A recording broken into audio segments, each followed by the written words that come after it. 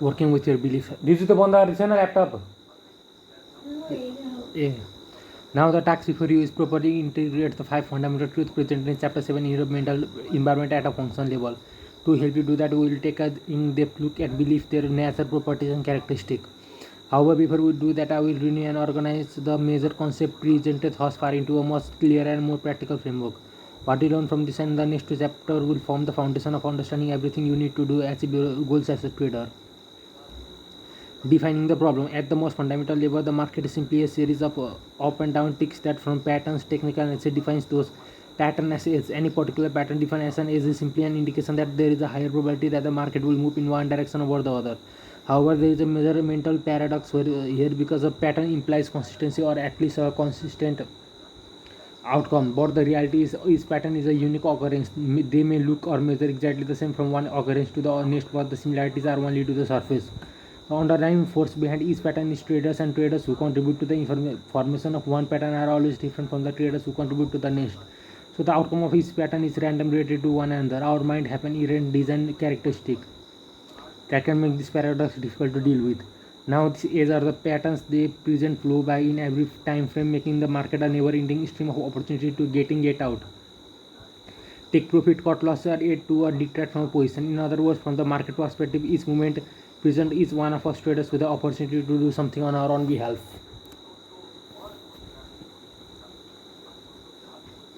What prevents us from perceiving is now made as an opportunity to do something for ourselves or to act appropriately even when we do, or our fears. What is the source of our fears? We know it is not market because from the market perspective, the up and down ticks and pattern they create are neither positively or negatively charged. As a result, the up and down tick themselves have no capacity to cause us to enter into a particular state of mind, negative or positive. Those lose our objectivity, make it or take us out of the opportunity flow. If it's not the market that causes us to experience a negatively charged state of mind, then what does cause it? The way we define and interpret the information we perceive. If that's the case, then what determines what we perceive and how we define and interpret that information. What we believe or what we assume to be true. Our belief working in conjunction with the association paid avoidance mechanism act as a force on our five senses, causing us to perceive, define, and interpret market information in a way that is consistent with what we expect. What we expect is synonymous with what we believe or assume to be true. Expectation or belief projected into some future moment. Each movement from the market perspective is unique, but if the information being generated by the market is similar in quality, properties, and characteristic to something that is already in our mind, the two set of information outside and inside automatically become linked. When this connection is made, it triggers a state of mind that corresponds to whatever belief, assumption, or memory the outside information was linked to. This makes it seem as if what is outside is exactly the same as whatever is already inside of us. It's our mind, it is our state of mind that makes the truth of whatever we are perceiving outside of us in the market seem indisputable and beyond question. Our state of mind is always the absolute truth. If I feel confident, then I am confident. If I feel afraid, then I am afraid. We can dispute the quality of energy flowing through our mind and body at any given moment. And because I know as an indisputable fact how I feel, you could say that I also know the truth of what I am perceiving outside of me in the same moment. The problem is that how we feel is always the absolute truth, but belief that trigger our state of mind, a feeling may or may not be true relative to the possibility that exists in the market at any given moment. Recall is the example of boy and the dog. The boy knew for absolute fact that each dog he encountered after the first was threatening because of the way he felt when one came into his field of awareness. This other dog didn't cause his fear. His natively charged memory working is in conjunction with the association and his pain avoidance mechanism caused his fear. He experienced his own version of truth, but which did not correspond with the possibilities that existed from the environment perspective. His belief over the nature of dogs was limited related to the possible characteristics and traits expressed by dogs. Here, the state of mind he explained every experience every time he encountered a dog caused him to believe that he knew exactly what to expect from them. This same process caused us to believe that we know exactly what to expect from market when the reality is there are always unknown forces operating at every moment. The trouble is the instant we think we know what to expect, we simultaneously stop taking all the unknown forces and the various possibilities created by those forces into consideration. The unknown forces are other traders waiting to interrogate trades based on the belief about the future. In other words, we really can know exactly what to expect from the market. Until we can read the mind of all the traders, we have the potential to act as a force and price movement, not a very likely possibility. As traders, we can afford to indulge ourselves in any form of I know what to expect from the market. We can know exactly what an edge book sounds a feel like, and we can know exactly how much we need to risk to find out if the edge is going to work. We can know that we have a specific plan as to how we are going to take profit if a trade works, but that's it. If what we think we know start expanding to what the market is going to do, we are in trouble, and all that required to put us into negatively charged. I know what to expect from the market. State of mind is for any belief, memory, or attitude to cause us to interpret the up and down ticks or any market information as anything but an opportunity to do something on our own behalf. Defining the terms. What are the objectives? Ultimately, of course, making money is everyone's objective, but if trading were only a matter of making money, reading this book will not be necessary. Putting on a winning trade or even a series of winning trades requires absolute no skill. On the other hand, creating consistent result and being able to keep what we have created does require skill. Making money constantly is a byproduct of acquiring and mastering certain mental skill. The degree to which you understand this is the same degree to which you will stop focusing on the money and focus instead on how we can use trading as a tool to master these skills. What are the skills? Consistency is the result of a carefree, objective state of mind where we are making ourselves available to perceive and act upon whatever the market is offering us from its perspective in any given now moment. What is the carefree state of mind? Carefree means confident but not euphoric. When you are in a free state of mind, you won't feel any fear, hesitation, or compulsion to do anything because you have effectively eliminated the potential to define and interpret market information as threatening. To remove the sense of threat, you have to accept the risks completely. When you have accepted the risks, you will be at peace with any outcome. To be at peace with any outcome, you must reconcile anything in your mental environment that conflicts with the 500 truth about the market. What's more, you also have to integrate with this truth into your mental system as core belief. What is objectivity? Objectivity is determined where you have conscious access to everything you have learned about the nature of market movement. In other words, nothing is been blocked or altered by a pain avoidance mechanism. What does it mean to make yourself available? Making yourself available means trading from the perspective that you have nothing to prove. You aren't just trying to win to avoid losing. You aren't trying to get your money back or take revenge on the market. In other words, you come to the market with no agenda other than to let it unfold in any way that it chooses and to be in the best state of mind to recognize and take advantage of opportunity it makes available to you. What is the now moment? Trading is the now moment, means that there is no potential to associate an opportunity to get out of it, to or distract from a trade with past experience that already exists in your mental environment. How the fundamental truth relate to the skills. Anything can happen. Why? Because there are always unknown forces operating in every market at every movement. It takes only one trader somewhere in the world to negate the positive outcome of your age. That's all. Only one. Regardless of how much time, effort, or money you have invested in analysis from the market perspective, there are no exception to this truth. Any exception that may exist in the mind will be a source of conflict and potentially cause you to perceive market information as threatening. You don't need to know what is going to happen next in order to make money. Why? Because there is a random distribution between wins and losses for any given set of variables that define an age. In other words, based on the past performance of your age, you may know that of the next 20 trades, 12 will be winners and 8 will be losers. What you don't know is the sequence of wins and losses or how much money the market is going to make available on the winning trade. This truth makes trading a probability or numbers game. When you really believe that trading is simply a probability game, concepts like games and grounds or win and lose no longer have the same significance. As a result, your expectation will be in harmony with the possibilities. Keep in mind that nothing has more potential to cause emotional discord than our unfulfilled expectation. Emotional pain is the universal response when the outside world expresses itself in a way that does not reflect what we expect or believe to be true. As a result, any market information that does not come from our expectation is automatically defined and interpreted as threatening. The interpretation causes us to add up a negatively charged defensive state of mind where we end up creating the very experience we are trying to avoid.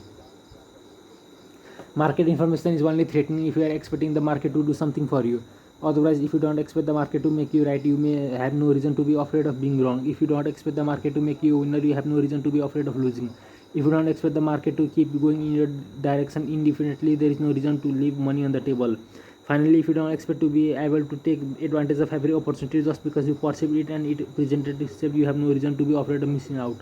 On the other hand, if you believe that all you need to know is the odds are in your favor because you put on a trade, how much is going to cost to find out if the trade is going to work. You don't need to know what's going to happen next to make money on that trade, and anything can happen. Then how can the market make you wrong? What information will the market generate about itself that will use your pain avoid mechanism to kicking so that you exclude the information from your awareness? None that I can think of. If you believe that anything can happen that you don't need to know what is going to happen next to make money, then you will always be right. Your expectation will always be in harmony with the condition as they exist from the market perspective, effectively neutralizing your potential to experience emotional pain. By the same token, how can a losing trader or even a series of losers have the typical negative effect if you really believe that trading is a probability or numbers game? If your age puts the odds in your favor, then every loss puts you that much closer to a win. When you really believe this, your response to a losing trade will no longer take on negative emotional quality. There is a random distribution between wins and loss for any given set of variables that define an edge. If every loss puts you that much closer to a win, you will be looking forward to the next occurrence of an edge, ready and waiting to jump in without the slightest reservation or hesitation. On the other hand, if you still believe that trading is about analysis or about being right, then after a loss you will anticipate the occurrence of your next edge with trepidation, wondering if it's going to work. This in turn will cause you to start gathering evidence for or against the trade. You will gather evidence for the trade if your fear of missing out is greater than your fear of losing, and you will gather information against the trade if your fear of losing is greater than your fear of missing out. In either case, you will not be in the most conducive state of mind to produce a consistent result. An edge is nothing more than an indication of a higher probability of one thing happening over another. Creating consistency requires that you completely accept that trading isn't about hoping, wondering, and gathering evidence one way or the other to determine if the next trade is going to work. The only evidence you need to gather is whether the variable you use to define an edge are present at any given moment. When you use other information outside the parameter you use to decide whether you will take the trade, you are adding random variable to your trading regime. Adding random variable makes it extremely difficult, impossible to determine that works and what doesn't. If you ever certain about the viability of your edge, you won't feel too confident about it. To whatever degree you lack confidence, you will experience fear. The irony is you will be afraid of a random inconsistent result over realizing that your random inconsistent approach is creating exactly what you are afraid of. On the other hand, if you believe that an edge is simply a higher probability of one thing happening over another, then there is a random distribution between wins and losses for any given set of variables that define an edge. Why would you gather other evidence for or against a trade? To a trader operating out of this two belief, gathering other evidence will not make any sense. Or let me put it this way, gathering other evidence makes about as much sense as trying to determine whether the next flip of a coin will be heads after the last 10 flips came of tails. Regardless of what evidence you find to support heads coming up, there is still a 50% chance that the next flip will come up tails. By the same token, regardless of how much evidence you gather to support acting or not acting on a trade, it still only takes one trader somewhere in the world to negate the validity of and if not all of your evidence. The point is, why bother if the market is offering a legitimate edge, determining the risks and take the trade. Every movement in the market is unique. Take a moment and think about the concept of uniqueness. Uniqueness is not like anything else that exists or has ever existed. As much as we may understand the concept of uniqueness, our mind don't deal with it very well on practical level. As we have already discussed, our minds are hardwired to automatically associate anything in the external environment that is similar to anything that is already inside of us in the form of memory, belief, or attitude. This creates an inherent contradiction between the way we naturally think about the world, the way the world exists. No two movements in the external environment will ever exactly duplicate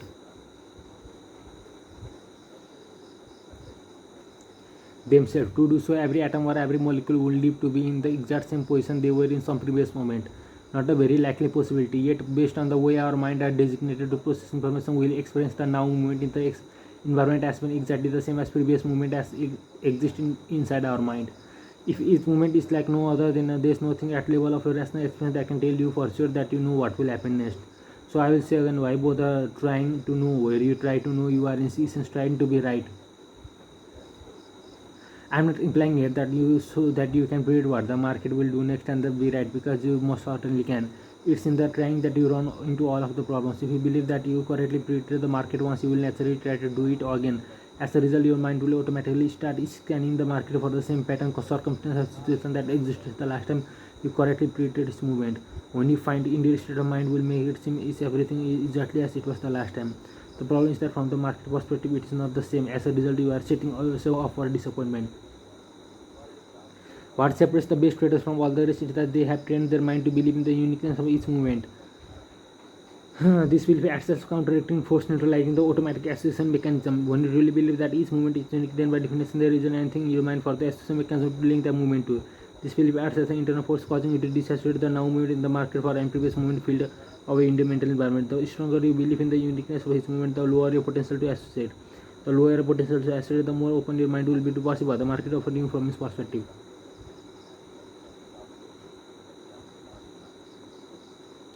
Moving towards the zone, when you completely accept the psychological realities of market, you will correspondingly accept the risks of trading. When you accept the risks of trading, you will meet the potential to define market information in painful ways. When you stop defining and interpreting market information in painful ways, there is nothing for your mind to avoid, nothing to protect against. When there's nothing to protect against, you will have access to all you know about the nature of market movement. Nothing will get blocked news, means you will possible possibilities you have learned about. Objectively and since your mind is open to true essence of energy, you will quite naturally start discovering the other possibilities that you formerly could not perceive. For your mind to be open to true essence of energy, you can be instead of knowing or believing that you already know what's going to happen next. When you are at peace with not knowing what's going to happen next, you can interact with the market from a perspective where you will be making yourself available to let the market tell you from its perspective what is likely to happen next. From that point, you will be in the level state of mind to spontaneously enter the zone where you are tapped into the now movement opportunity flow.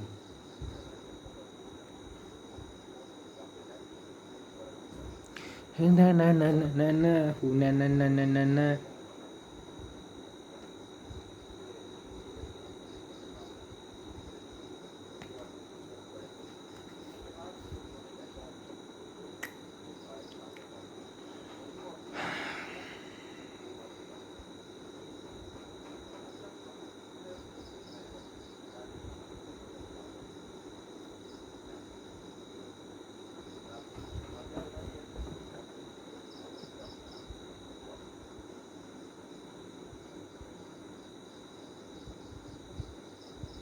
The nature of beliefs.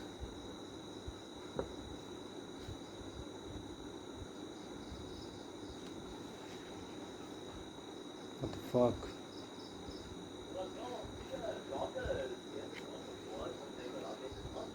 The impact of beliefs on trading.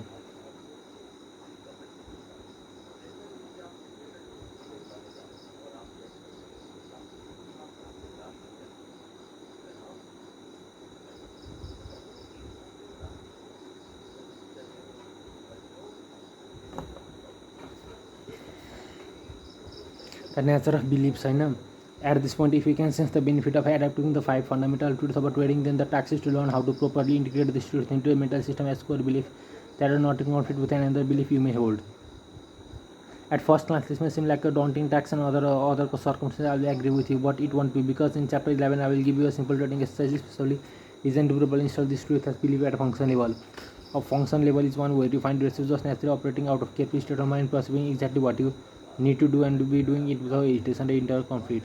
However, I do have a word of caution for those who have already looked at the exercise on the surface. The trading exercise looks so simple that you may be tempted to do it now before you thoroughly understand the implication of what you are doing. I strongly suggest that you reconsider. There are some subtle yet profound dynamic between the process of learning how to install new belief and change any existing belief that are in conflict with the new ones.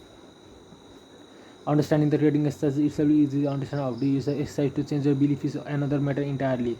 If you do the exercise without understanding the concept presented in chapter and the next, you will not achieve the desired result. It is also important that you not take for granted the amount of mental effort you may have to expend to train your mind to fully accept this principle of success, regardless of how well you understand them. Remember Bob the CTO, we believe he thoroughly understood the concept of probabilities, but he didn't have an ability to function from a probabilistic perspective. Many people make the mistake of assuming that once they understand something, the insight inherent in the new understanding automatically becomes a functional part of their identity. Most of the time, understanding a concept is only a first step in the process of integrating the concept at a function level.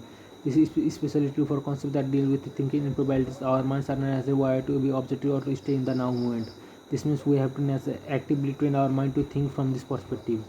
In addition to the training involved, there may be any number of conflicting beliefs to work through. Conflicting belief will have the effect of sabotaging your best intention to operate from an objective state of mind or to experience the now moment opportunity flow. For example, let's say you spend years learning how to read the market or spend large sums of money developing or buying technical system just so you could find out what was going to happen next. Now you have come to understand that you don't have to know what's going to happen next, and that even trying to know will detract you from the ability to be objective or to stay in the moment.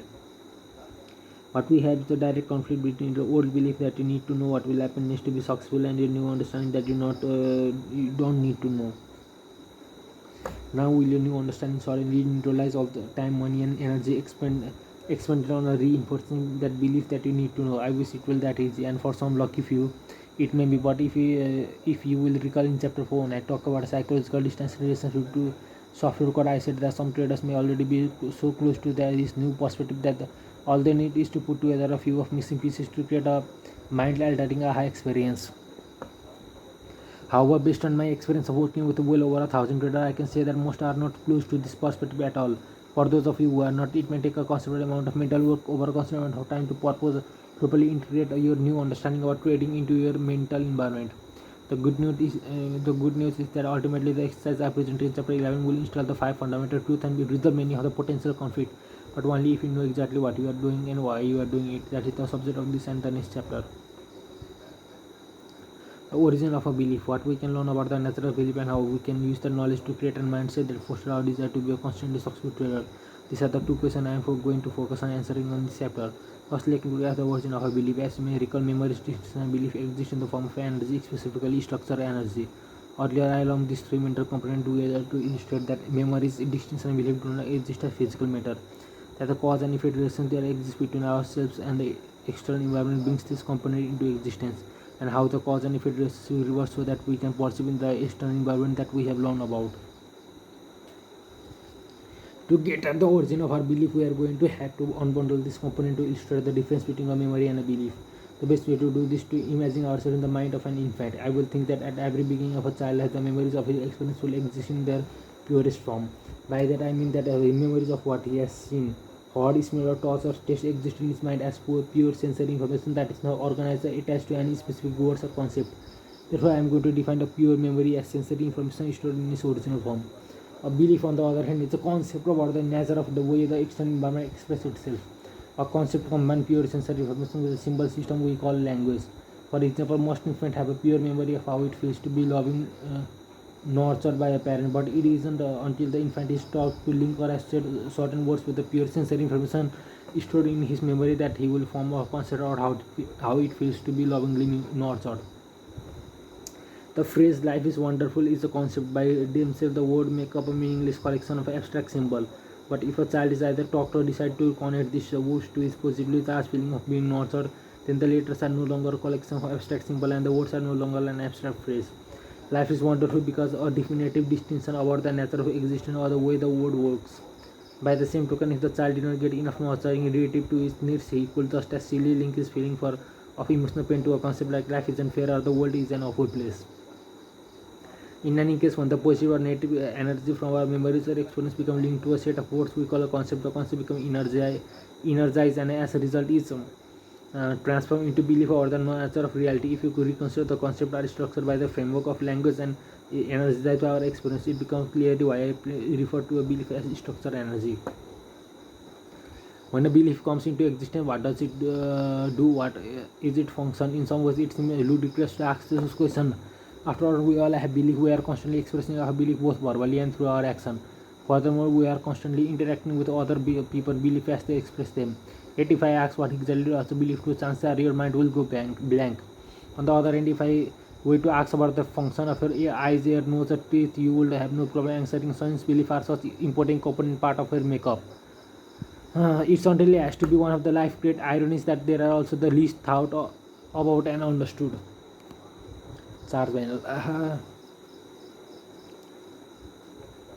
What I mean by the least thought about is if we have a problem with one of our body parts, we naturally focus our attention on that part and think about what we need to do to fix the problem.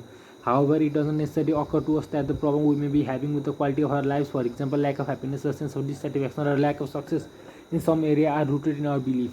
This lack of concentration is a universal phenomenon. One of the prominent characteristics of belief is that they make what we experience seem self-evident and beyond question. In fact, if it weren't for the intense desire to experience constant success as a trader, it is unlikely you will be delving into this topic at all. Usually, it takes years of extreme frustration before people begin examining their belief as the source of the difficulties.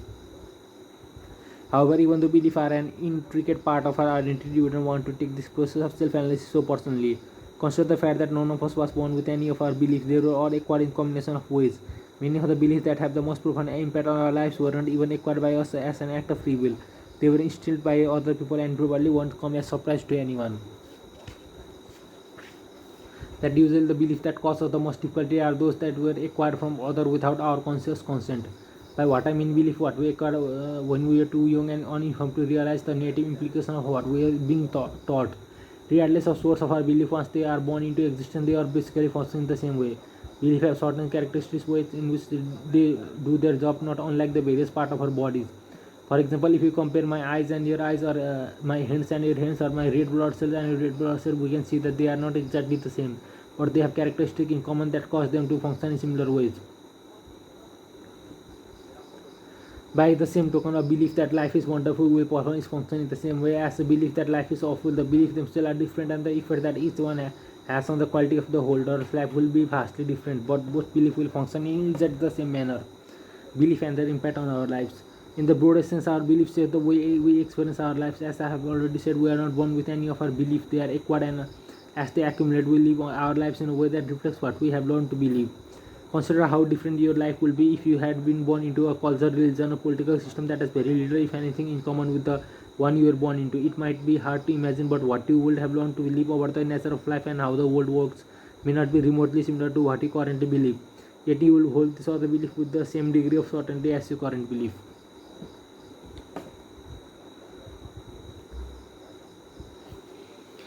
How beliefs shape our lives. They manage our perception and interpretation of environmental information in a way that is consistent with what we believe. They create our expectation. Keep in mind that an expectation is a belief projected into some future moment.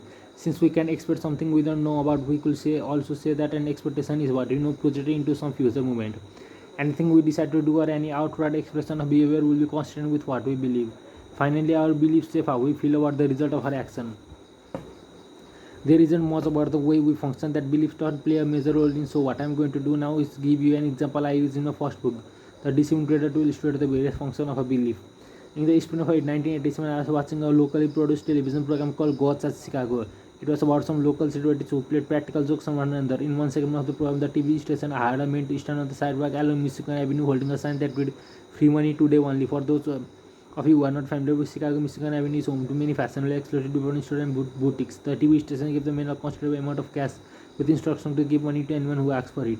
Now, when you consider the Michigan Avenue is one of the busiest areas of the city, and if you assume that most of the people who pass the men on the street could read the sign, how many people would you think took him up on his offer and asked for some money? Of all the people who walk by and read the sign, only one person stopped and asked, "Read, may I have a quarter to buy a bus transfer?" Otherwise, no one would even go near the man. Eventually, the man grew frustrated because people weren't reacting the way he expected them to. He started crying out, "Do you want any money? Please take my money. I can't give it away fast enough." Everyone is just keeps walking around him as if he did not exist. In fact, I noticed as fewer people went up the way to avoid him. As a man wearing a suit and carrying a briefcase approached, he went right up and said, "Would you like some money?" The man responded, "Not today." Really frustrated now, he shot back, "How many days does this happen? Will you please take this?" As he tried to handle the man in some the man responded with a towards no and walked on. What was going on here? Why wouldn't anyone except for the person who needed a bus transfer ask for the money? If we assume that most of all or the passenger could read the sign but still didn't make any effort to get the money, then one possible explanation for the behavior is that they just don't care about money. This is extremely unlikely, though, considering how much of our lives is devoted to the pursuit of money. If we agree that people could read the sign and that money is very important to most of them, then what could have stopped these people from helping themselves? The environment was making available to an experience that most people would love to have, someone giving them money with no string attached, yet everyone walked by oblivious to what was awaiting them. They must not have been able to perceive what was available. That's hard to imagine because the sign clearly stated free money today only. However, it's not hard to imagine if you consider that most people have a belief that free money doesn't exist. If free money really doesn't exist, then how does someone reconcile the obvious contradiction between the belief and the sign saying that it does? That is the justice the mean with the sign is crazy. What is will account for such bizarre behavior if in fact free money doesn't exist? The reasoning process that will compensate for the contraction might go something like this. Everyone knows getting money with no string attached really happens, certainly not from a stranger on one of the busiest streets in the city. In fact, if the man were really giving away money, he will already be mobbed. He might even be endangering his life. He must be crazy. I had better take a wide path around him who knows what he might do. Notice that every component of the thought process described in constant with the belief that free money doesn't exist. The word free money were neither possible nor interpreted as they were intended from the environment perspective. Deciding the person with the sign must be created an expectation of danger or at least a perception that caution was warranted. Purposefully altering one path to avoid the person with the sign is an action that is consistent with the expectation of danger. How did each person feel about the outcome? That's difficult to say without knowing each person individually, but a good generalization will be that they feel relief that they successfully avoided an encounter with a crazy person. The feeling of relief that resulted from avoiding a confrontation is a state of mind. Remember how we feel, the relative degree of positively or negatively charged energy flowing through our bodies and minds is always the absolute truth, but the belief that prompt any particular state of mind may not be the truth with respect to possibilities available from the environment perspective. Relief from confrontation was not the only possible outcome in this situation. Imagine how different the experience will be if they believe that free money exists. Process described however will be the same, except it will make the belief that free money exists seem self-evident and beyond question, just as it made the belief that free money doesn't exist seem self-evident and beyond question. Beyond question. A perfect example will be the one person who said, "Great, may I have a quarter for a bus transfer?" When I saw this, I had the impression this guy was probably a panhandler and would have asked anybody for a quarter. A panhandler is someone who definitely believes in the existence of free money.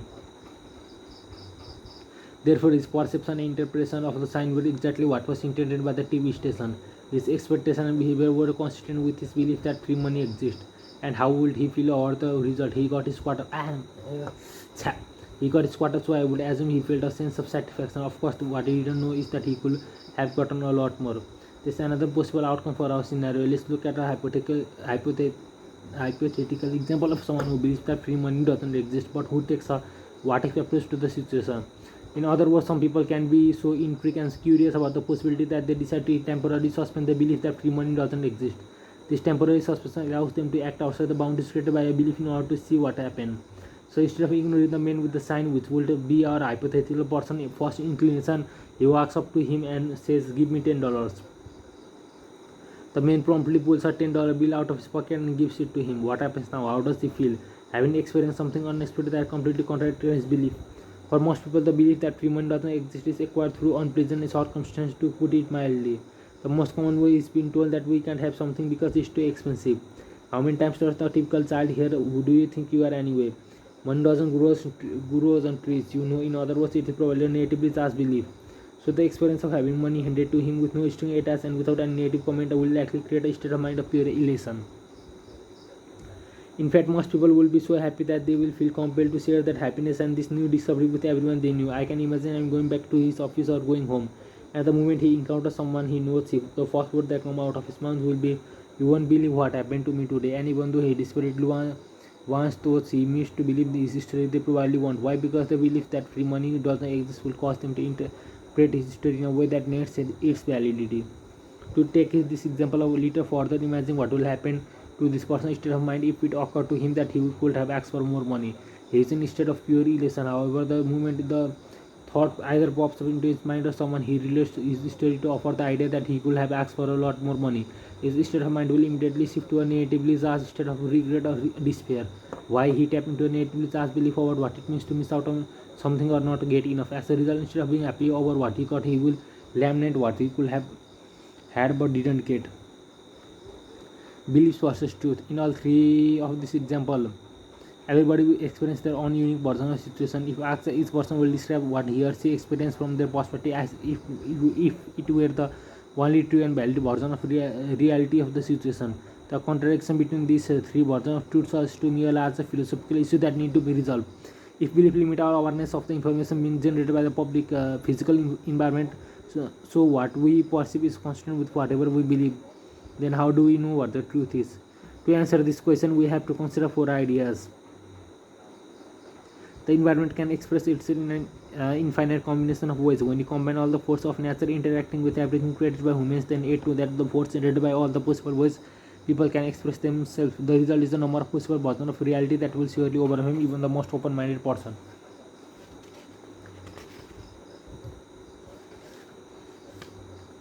Until we have acquired the ability to perceive every possible way in which the environment can express itself, our belief will always represent a limited version of what is possible from the environment perspective, making our belief a statement about reality, but not necessarily a definitive statement of reality. If you find yourself taking exception to the second statement, then consider that if our belief were a true 100% accurate reflection of physical reality, then our expectation would always be fulfilled. If our expectation will always fulfill, we will be in a perpetual state of satisfaction. How could we feel other than happy, joyful, elated, and with a complete sense of well-being if physical reality was constantly showing up exactly as we expected it to? If we can accept the thought statement as being valid, then the corollary is also true. If we are not experiencing satisfaction, then we must be operating out of belief or belief that don't work very well related to the environmental conditions. Taking these four ideas into consideration, I can now answer this question: what is the truth? The answer is whatever works. If belief impose limitation on what we perceive as possible, and the environment can express itself in an infinite combination of ways, then belief can only be true relative to what we are attempting to accomplish at any given moment. In other words, the relative degree of truth inherent in our belief can be measured by how useful they are. Each of us has internally generated forces that compel or motivate us to interact with the physical environment. The particular set of steps we take to fulfill the object of our curiosity needs, one desire, goals, or aspiration is a function of what we believe to be true in any given circumstance or situation. The truth, whatever it is, will determine the possibilities we perceive in relation to what is available from the environment perspective. How we interpret what we perceive, the decision we make, our expectation of the outcome, the action we take, and the how we feel about the result of our effort. At any given moment, if we find ourselves in a state of satisfaction, happiness, or well-being in relative to whatever we are attempting to accomplish, we can say that our truth are useful because the process as stated above worked. What we perceived was not only consistent with our objective, it was also consistent with what was available from the environment perspective. Our interpretation of the information we perceived resulted in a decision, expectation, and action that were in harmony with the environmental situation and circumstance. There was no resistance or counteracting force offered by the environment that will diminish the outcome we are trying to achieve. As a result, we find ourselves in a state of satisfaction, happiness, and well-being. On the other hand, if we find ourselves in a state of dissatisfaction, disappointment, frustration, confusion, despair, regret, or hopelessness, we can say that related to the environmental situation and circumstance, the belief we are operating from don't work well or at all, and therefore we are not useful. Simply put, the truth is function of whatever works in relation to what we are trying to accomplish at any given moment. The impact of belief on trading. What the fuck? Nah.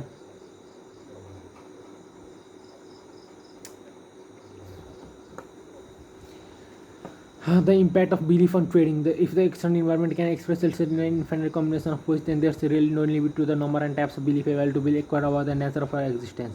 That is an elaborate way of saying that there's a lot out there to be learned about. Yet to make a general observation of the nature of humanity, I will say that we certainly don't live our lives in a manner that is consistent with the statement. If it's true that it's impossible to believe almost anything, then why are we always arguing and fighting with each other? Why isn't it alright for us to express our lives in a way that reflects what we had learned to believe? There has to be something behind our relentless attempt to convince others of the validity of our belief and to deny a validity of theirs. Consider that every conflict, from the smallest to the largest, from the least to the most significant, whether between individual causes, societies, or nation, is always the result of conflicting belief. What characteristics of our belief make us intolerant of divergent belief? In some cases, we are so intolerant that we are willing to kill each other to get our point across. My personal theory is that belief are not only structure energy but also energy that seems to be conscious, at least to the extent of having some degree of awareness. Otherwise, how can we account for our ability to recognize on outside what is on the inside?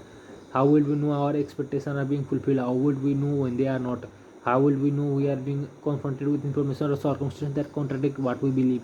The only explanation I have is that each individual belief has to have some equality of either awareness or awareness that causes it to function as it does. The idea of energy that has some degree of awareness may be difficult for many of us of you to accept, but there are several observations we can make about our individual and collective natures that support the possibility. First, everyone wants to be believed. It doesn't matter what belief is, the experience of being believed feels good. I think these positive feelings are universal, meaning that they apply to everyone. Conversely, no one likes to be disbelieved. It doesn't feel good. If I said I don't believe you, the negative feeling that you will resonate throughout your body and mind is also universal. By the same token, none of us likes to have our belief challenged. The challenge feels like an attack. Everyone, regardless of the belief, seems to respond in the same way. The typical response is to argue, defend ourselves, and depending on the situation, attack back. When expressing ourselves, we seem to like being listened to. If we sense our audience isn't paying attention, how does it feel? Not good. Again, I think the response is universal. Conversely, why is it so difficult to be a good listener? Because to be a good listener, we actually have to listen without thinking about how we are going to express ourselves the moment we can either politely or rudely interrupt the person who is speaking. What's the compelling force behind our inability to listen without waiting to interrupt? Don't we like being with people with similar belief because it feels comfortable and secure? Don't we avoid people with dissimilar or conflicting belief because it feels uncomfortable or even threatening? The bottom line implication is the moment we acquire a belief, it seems to take on a life of its own, causing us to recognize and be attracted to its likeness and repelled by anything that is opposite or contradictory. Considering the vast number of divergent beliefs that exist, if this feeling of attraction or comfort and being repelled or threatened are universal, then each belief must somehow be conscious of its existence, and this conscious structure and energy must behave in characteristic ways that are common to all of us. The primary characteristic of a belief. There are three basic characteristics you need to understand in order to effectively install the five fundamental truths about trading at a functional level in a mental environment. Beliefs seem to take on life of their own and therefore resist any force that will alter the present form. All active belief demand expression. Belief keeps on working regardless of whether or not we are consciously aware of their existence in our mental environment. Belief resist any force that will alter the present form.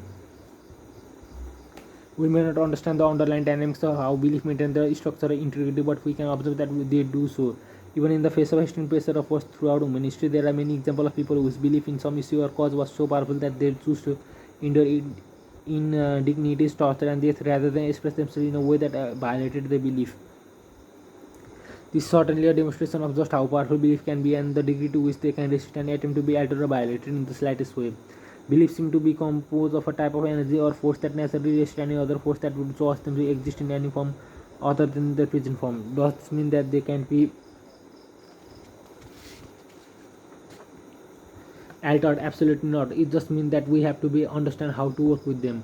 Belief can be altered not in the way that most people may think. I believe that once a belief has been formed, it cannot be destroyed. In other words, there is nothing we can do that will cause one or more of a belief to cease or to exist or to evaporate as if they never existed at all. This assertion is found in the basic laws of physics. According to Albert Einstein and others in the scientific community, energy can neither be created nor destroyed. It can only be transformed. Beliefs are energy, structure, conscious energy that is aware of its existence. Then this same principle of physics can be applied to belief, meaning if we try to eradicate them, it's not going to work. If you know someone or something was trying to destroy you, how will you respond? You will defend yourself, fight back, and possibly become even stronger than you were before you knew of the threat. Each individual belief is a component of what we consider to be our identity. Isn't it reasonable to expect that if we threaten, each individual belief will respond in a way that was consistent with how all the parts will respond collectively? The same principle holds true if we try to act as if a particularly troublesome belief does not exist. If you woke up one morning and everyone you knew ignored you and acted as if you didn't exist, how would you respond? It probably would not be long before you grab someone and got right in their face to try to force them to acknowledge you. Again, if purposely ignored, is invisibility will act in the very same way. It will find a way to force it present into our conscious thought or process behavior. The easiest and most effective way to work with our belief is to render them inactive or non-functional by drawing the energy out of them. I call this process deactivation. After deactivation, the original structure of belief remains intact. So technically, it hasn't changed. The difference is that belief is no longer has the the difference is that the belief no longer has any energy. Without energy, it doesn't make the potential to act as force on a perception or information or on our behavior. Here is a personal illustration. As a young child, I was taught to believe in both Santa Claus and the Tooth Fairy. In my mental system, both of these are perfect example of what are now inactive, non-functional belief. However, even though they are inactive, they still exist inside my mental system. Only now they exist as concept with no energy. If you recall from the last chapter, I defined belief as a combination of sensory experience and words that form and energize a concept. The energy can be drawn out of concept, but the concept itself remains intact in its original form. However, without energy, it no longer has the potential to act on my perception of information or any on my behavior.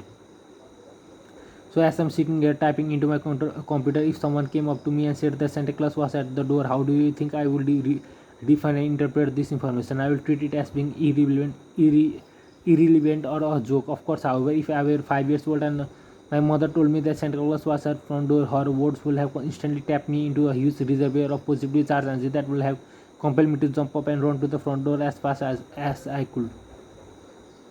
Nothing would have been able to stop me. I would have overcome my obstacle in my path. At some point, my parents told me Santa Claus didn't exist. Of course, my mind first reaction was disbelief.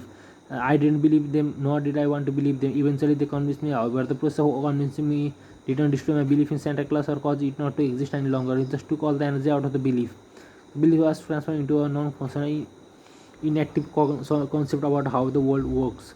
I'm not sure where all the energy went, but I know that some of it was transferred to a belief that Santa Claus doesn't exist. Now, if I have to contradictory distinction about the nature of world that exists in my mental system, one Santa exists, two Santa doesn't exist. The difference between them is in the amount of energy they contain. The first has virtually no energy, the second has no as energy. So, from a functional perspective, there is a no contradiction or conflict.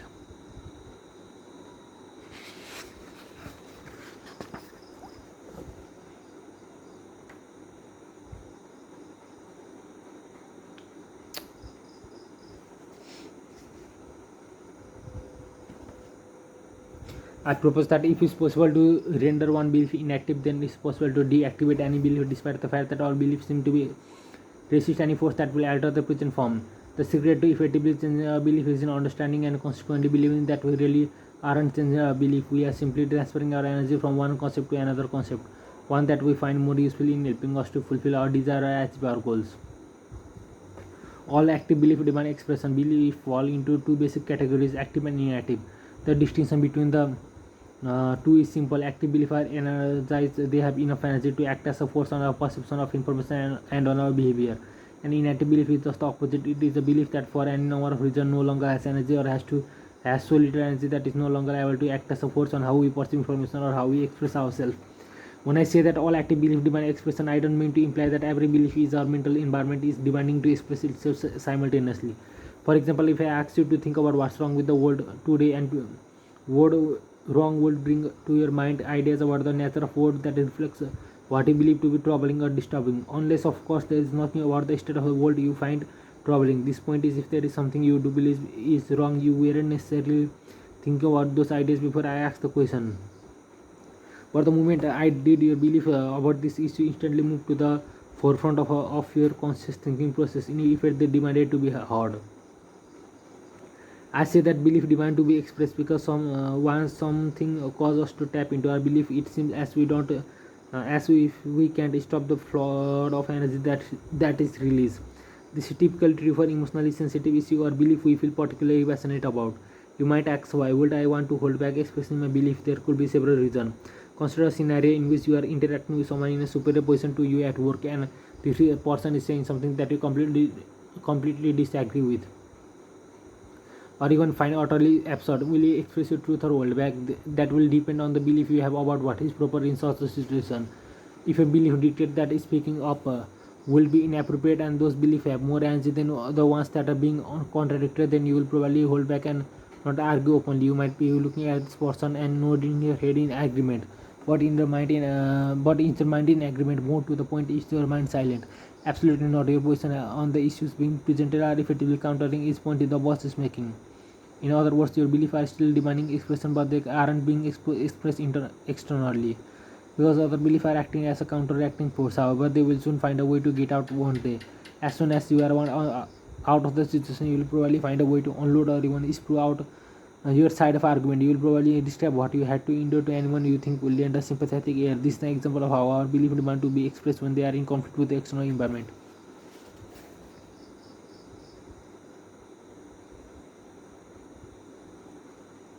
Ha.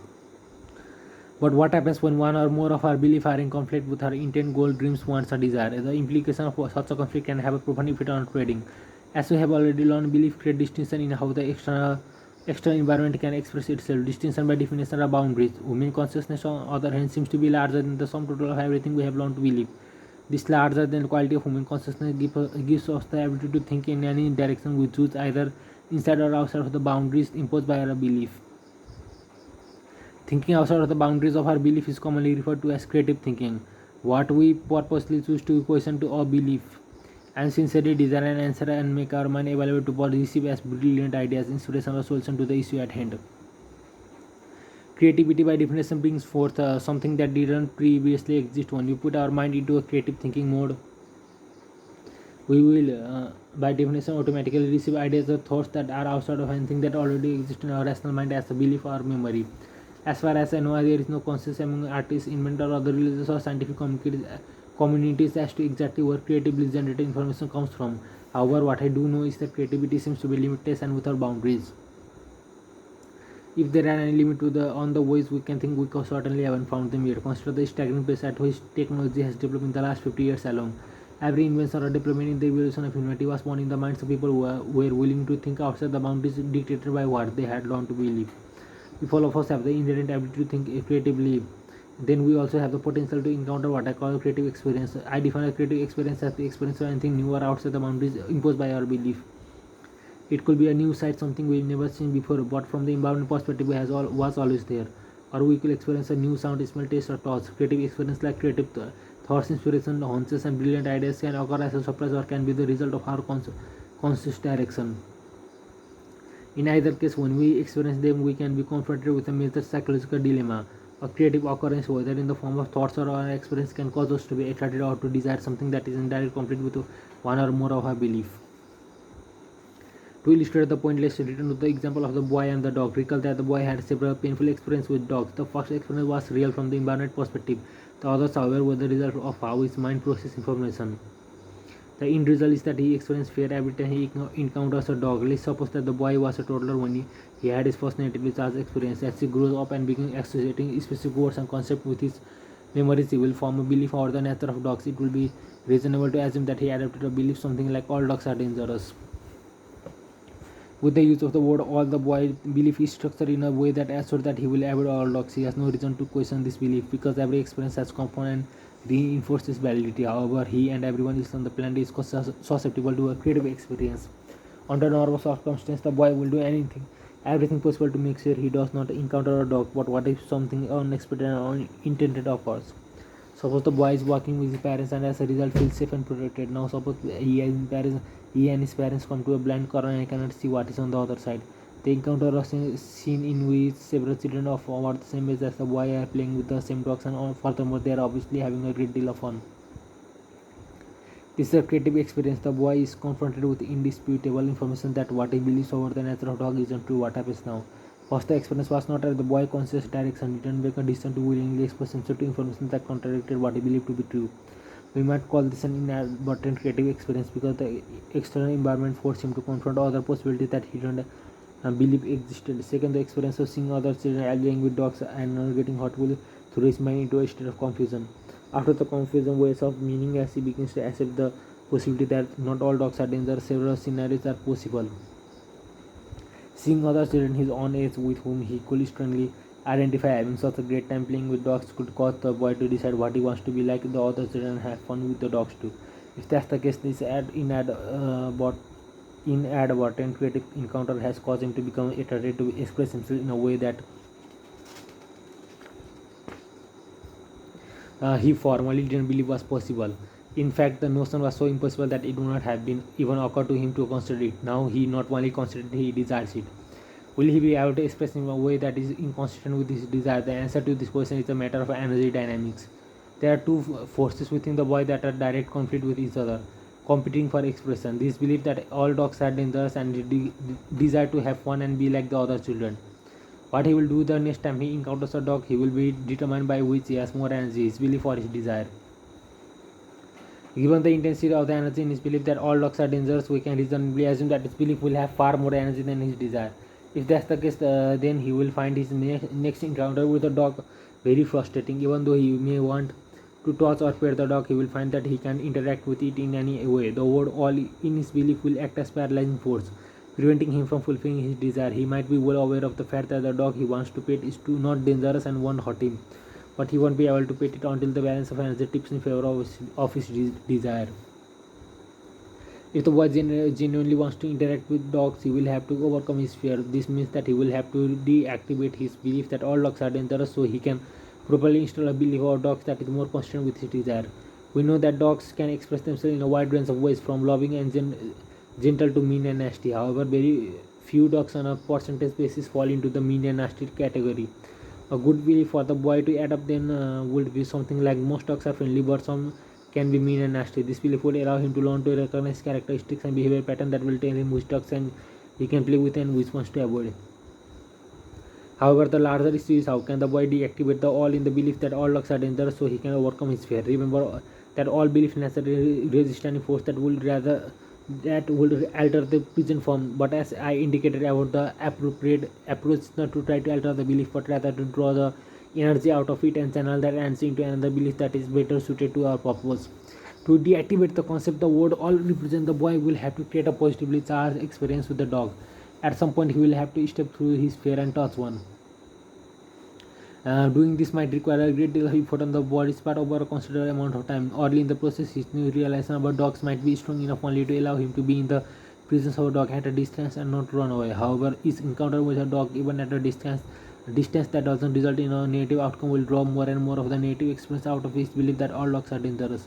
Eventually, his new positive experience will allow him to close the gap between himself and a dog, little by little, to the point that he can actually touch one. From an energy dynamics perspective, he will be able to touch a dog when his desire to do so is at least 1 degree greater in intensity than his belief that all dogs are dangerous. The moment he actually does touch a dog, it will have the effect of drawing most of the remaining negative energy out of all concept and transfer it to a belief that reflects his new experience. Although it is probably not that common, there are people who, for various reasons, are motivated enough to purposely put themselves through the above described process. However, they may not be consciously aware of the dynamics involved. People who work through a childhood fear of this magnitude usually to do so somewhat haphazardly over a period of years without knowing for sure exactly how they did it. Later on, as adults, if they were asked or if they happen to encounter a situation that reminds them of their past, they typically characterize the process they went through as I remember when I was afraid of dogs, but I grew out of it. The end result of the first scenario was that the boy worked through his fear by deactivating his limiting belief about the nature of dogs. This allowed him to express himself in a way that he finds pleasing and that otherwise would have been impossible. The second scenario that could result from the child's inadvertent creative experience with dog is that he is attracted to the possibility of playing with a dog. In other words, he could care less about being like the other children or interacting with dogs. In this case, his belief that all dogs are dangerous and its new realization that all dogs are not dangerous will exist in his mental environment as contradictory concept. This is an example of what I call an active contradiction. When two active beliefs are in direct conflict with each other, both demanding expression. In this example, the first belief exists at a core level in the boy mental environment with a great deal of negatively charged energy. The second belief is at a more superficial level and has a very little positively charged energy. The dynamics of this situation are interesting and extremely important. We have stated that belief controls our perception of information. Under normal circumstances, the boy would have been perceptually blinded to the possibility of interacting with dogs, but the experience of seeing other children playing with them created a positively charged concept in his mental environment that dogs are not all dangerous, some can be friendly. However, he hasn't done anything to deactivate that the all in his belief that all dogs are dangerous.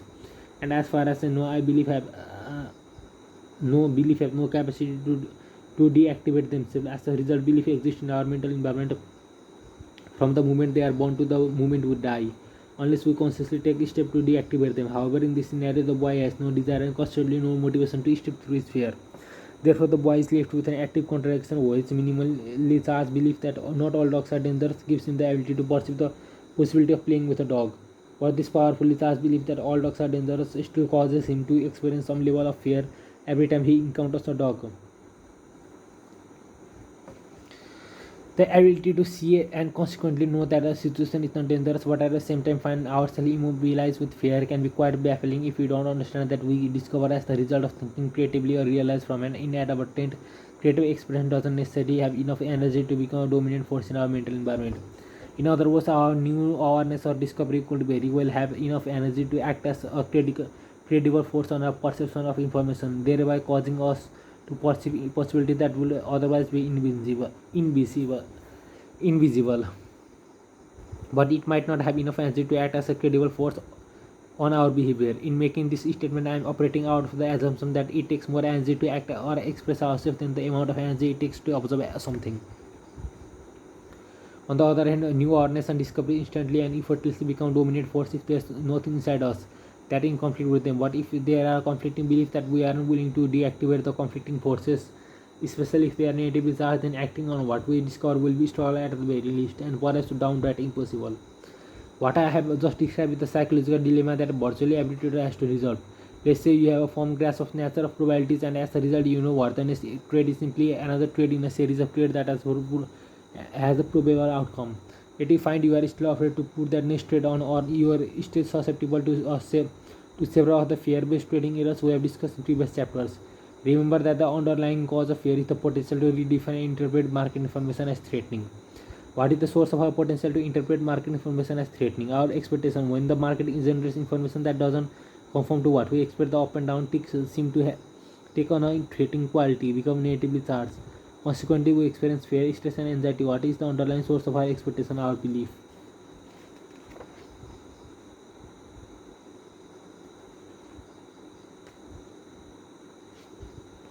In light of what you now understand about the nature of belief, if you are still experiencing negative state of mind, you are when you trade, you can assume there's a conflict between what you know about probable outcomes and any number of other belief in the mental environment that are arguing for something else. Keep in mind that all active belief demand expression even if you don't want them.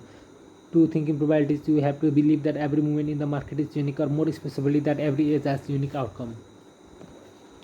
When you believe at a function level that every edge has a unique outcome, you will experience a state of mind that is free of fear, stress, and anxiety when you trade. It really can't work any other way. A unique outcome is not something we have already experienced, but therefore it is not something we can already know. If it were known, it could.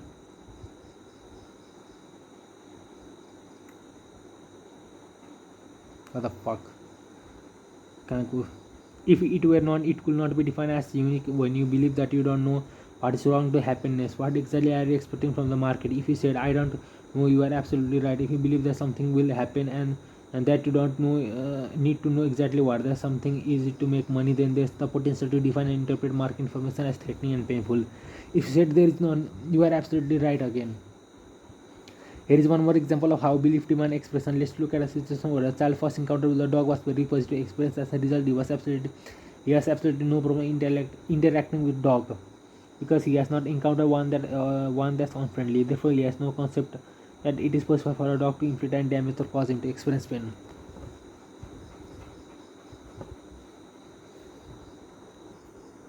As he learns to associate words with his memories, he will probably acquire a belief among the lines of the all dogs are friendly and fun. Therefore, every time a dog comes into his field of awareness, this belief will demand expression. From the perspective of someone who has had a negative experience with the dog, it will seem as if this child has an attitude of reckless abandon. If you try to convince the child that he will get beaten someday if he does not exercise caution, his belief will cause him to either discount or completely disregard your advice.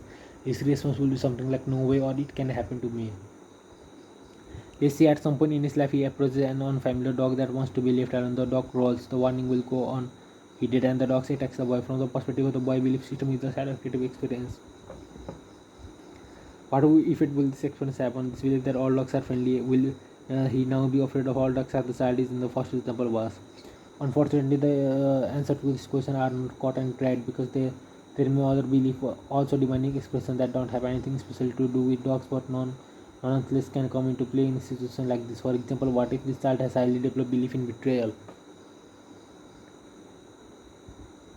If he associated the attack by this one dog as a betrayal by dogs in general, then he could easily find himself afraid of all dogs. All of the positive energy contained in this original belief could instantly be transformed into negatively charged energy. The boy could justify this shift with a rationalization like, if one dog can betray me, then any dog can. However, I do think this is an extreme and very unlikely occurrence. What is more likely in the word all in his original belief will instantly be deactivated, and that energy will get transferred to a new belief that better reflect the true nature of dogs. This new experience caused an energy shift that forced him to learn something about the nature of dogs that the otherwise refused to consider possible. His belief in the friendliness of dogs remained intact. He will still play with dogs, but he will now exercise some discretion by consciously looking for signs of friendliness or unfriendliness. I think that a fundamental truth about the nature of our existence is, in every moment in the market as well as in everyday life has element of what we know, similarities and elements that we don't know or can know because we can't.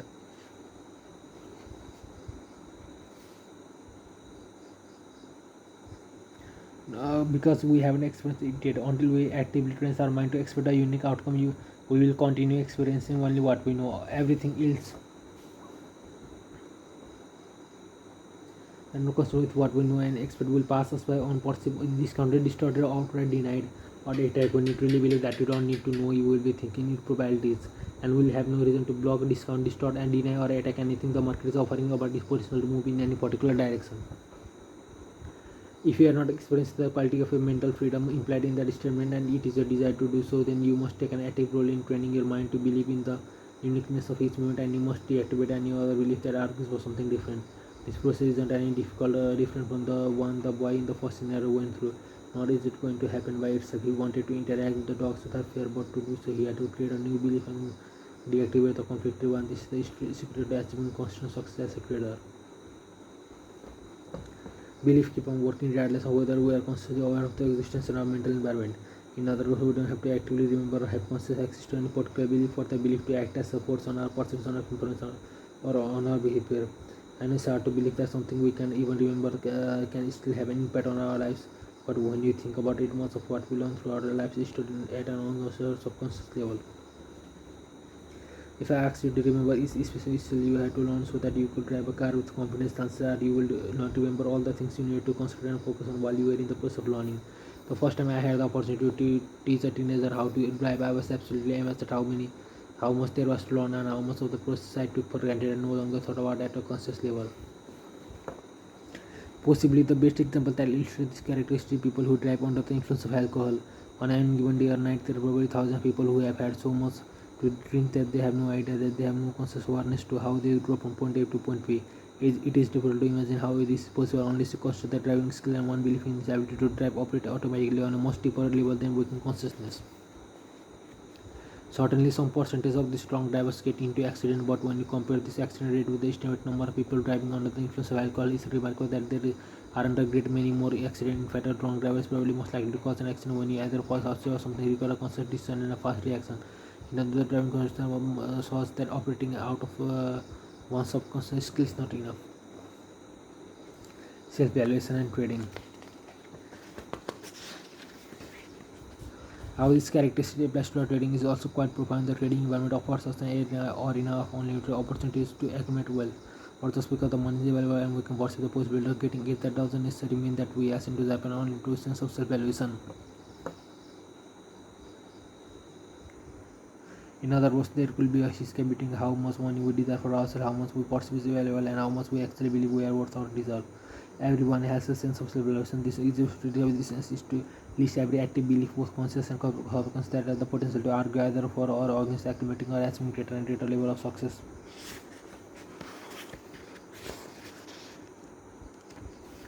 and prosperity. Then as the energy from the positively charged belief against the energy from the negative charged belief. If you have more positively charged energy arguing for success and prosperity than negatively charged energy arguing against them, then you have a positive sense of self-evaluation. Otherwise, you have a negative sense of self-evaluation. The dynamics of how this belief interact with one another is not nearly so simple as I am making it sound. In fact, it can be so complex that it will take years of sophisticated mental work to organize and sort out. What you need to know is that it's almost impossible to grow up in any social environment and not acquire some negatively charged belief that will argue against success or accumulating vast sums of money. Most of these self-sabotaging beliefs that have long been forgotten and operate at a constant level, but the fact that we may have forgotten them doesn't mean they have been deactivated. How do we acquire self-sabotaging belief? Unfortunately, it's extremely easy. Probably the most common way is when a child engages in some activity that a parent or teacher doesn't want him to do and the child accidentally injures himself. Many parents to get their point across to the child will respond to a situation like this by saying this will not have happened if you didn't deserve it, or you disobeyed me and look what happened, God punished you. The problem with making a hearing instrument like this is that there is potential for the child to establish a future injury with this same statement and subsequently for a belief that he must be unworthy person undeserving of success, happiness or love. Anything we feel guilty about have an adverse effect on our sense of self-worth. Usually guilty is said with being a bad person. Most people believe that most people should be punished, certainly not rewarded. Some religion teach children that having a lot of money is ungodly or spiritual. Some people believe that making money in a certain way is wrong, even though it may be perfectly legal and more moral from society perspective. Again, you may not have a specific recollection of learning something that will argue against the success you perceive as possible, but that doesn't mean that what you long is no longer having any fate. The way these subconscious self-sabotaging beliefs manifest themselves in our trading is usually in the form of lapse in focus or concentration, resulting in a number of trading errors like putting in a buy for a sell or vice versa, or allowing yourself to give into distracting thoughts that compel you to leave the screen only to find out when you return that you missed the beat trade of the day. I work with many traders who at various level of constant success but found they just want to break through certain threshold in acquiring equity. They discover an individual but very rare barrier similar to the proverbial glass ceiling that many women exist to experience the corporate world. Every time this trader sees the barrier, they experience a significant drawdown regardless of the market condition. However, when asked about what happened, they typically blame the sudden round of bad luck on just that day. Luck or the bizarreries of the market. Interestingly, the typical trader is actually rising equity cost sometimes over a period of several months, and the significant drawn or down always occur at the same spot in the equity curve. I describe this psychological phenomenon as being in a negative zone. Basically, as money flow can flow into a trader account, one is in the zone, it can just actually flow out. If he is in the negative zone where unresolved self-valuation issues mysteriously act on his personal influence and behavior. I'm not implying that you have to deactivate every belief that will argue or expanding presence of self-valuation because you don't, but you must be aware of the presence of such belief and take a specific step in the trading regime to compensate when they start expressing themselves.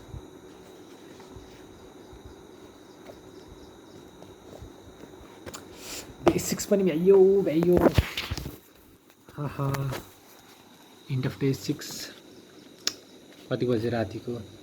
So it is 2:30 in the morning and I am going to sleep.